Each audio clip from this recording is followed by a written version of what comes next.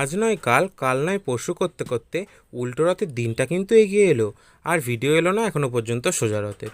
তো চলো এবারে সোজা রথের ভিডিওটা তোমাদের সাথে চটপট একটু শেয়ার করে নিই। প্রথমেই চলে গেছিলাম কানলা স্টেশনে। কানলা স্টেশনের পরের স্টেশনই হলো গুপ্তিপাড়া। এখানে গুপ্তিপাড়াতে রথ কিন্তু খুব বিখ্যাত, তোমরা কারা কারা জানো একটু কমেন্টে জানিও। বাবা, রথের কাছে গিয়ে দেখি জগন্নাথ দেব নেই। তার কারণ কি, উনি তো চলে গেছেন মাসির বাড়ি।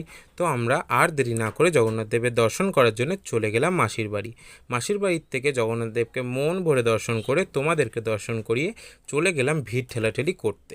হ্যাঁ, মেলাতে ভিড় দেখেই হয়তো বুঝতে পারছো যে এখানে কতটা ফেমাস এই গুপ্তিপাড়ার রথ। অনেকেই কানলার লোকেরা কিন্তু এই গুপ্তিপাড়ার রথে যায়। তো কারা কারা তোমরা এবছরও গেছিলে কানলার থেকে একটু কমেন্টে জানিও। আর তোমরা কারা কারা বাইরের থেকে আমার ব্লগটা দেখছো সেটাও কিন্তু একটু কমেন্টে জানিও। তো রথ ঘুরে, মেলা ঘুরে, খাওয়া দাওয়া করে, ফুচকা পাঁপড় ভাজা জিলাপি খাওয়া দাওয়া করে চলে গেলাম কোথায় বলো তো, অটোতে করে স্টেশনে। স্টেশনে এত সুন্দর একটা রাধা মাধবের মূর্তি দেখতে পেয়ে তোমাদের সাথে শেয়ার না করে থাকতে পারলাম না। এখানেই ছিল মা কালী।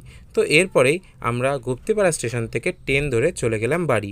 এই ব্লগটা এখানে এন্ড করলাম। কেমন লাগলো জানিও। টাটা।